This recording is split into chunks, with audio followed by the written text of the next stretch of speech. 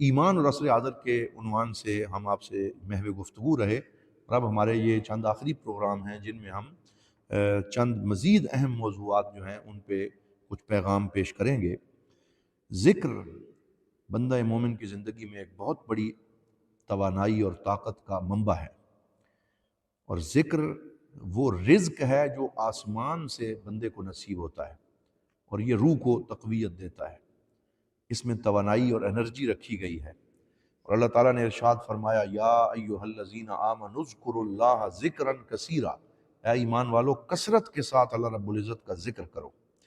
اور ذکر، دعا، مناجات، توبہ اور استغفار،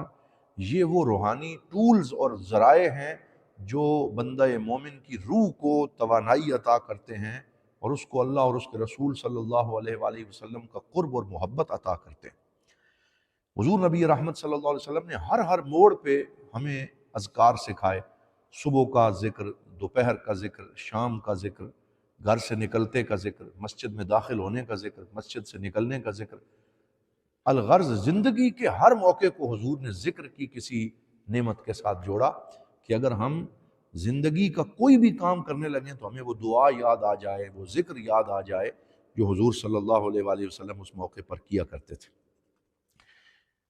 الذین آمنوا وتطمئن قلوبہم بذکر اللہ، الا بذکر اللہ تطمئن القلوب، بے شک وہ لوگ جو ایمان لائے اور ان کے دل مطمئن ہیں اللہ کے ذکر کے ساتھ، اور بے شک اللہ کا ذکر دلوں کو اطمینان اور سکون عطا کرتا ہے۔ یہ اللہ تک پہنچانے کا بہترین راستہ ہے، یہ اللہ رب العزت کی یاد پیدا کرتا ہے۔ اسی لیے ہم پورے قرآن میں جہاں بھی ذکر کا لفظ دیکھتے ہیں تو ساتھ کثیرہ کے الفاظ ضرور ہمیں ملتے ہیں۔ اللہ تعالیٰ فرماتا ہے وَالذَّاکِرِینَ اللَّهَ کَثِیرًا وَالذَّاکِرَاتِ،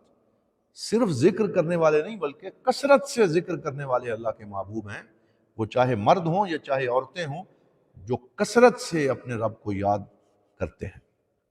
اسی طرح ایک جگہ فرمایا الذین یذکرون اللہ قیاما وقعودا وعلی جنوبہم ویتفکرون فی خلق السماوات والارض ربنا ما خلقت ھذا باطلا سبحانک فقنا عذاب النار، کہ جو اللہ کے بندے ہیں وہ اٹھتے ہوئے، بیٹھتے ہوئے، اپنے پہلوؤں اور کروٹیں بدلتے ہوئے اللہ رب العزت کا ذکر کرتے ہیں،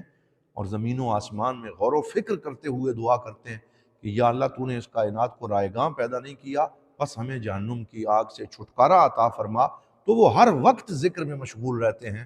ہاتھ کار وال تے دل یار وال، ان کا ہاتھ کام میں مشغول ہوتا ہے اور ان کا دل ہمیشہ اللہ کی یاد میں مشغول ہوتا ہے۔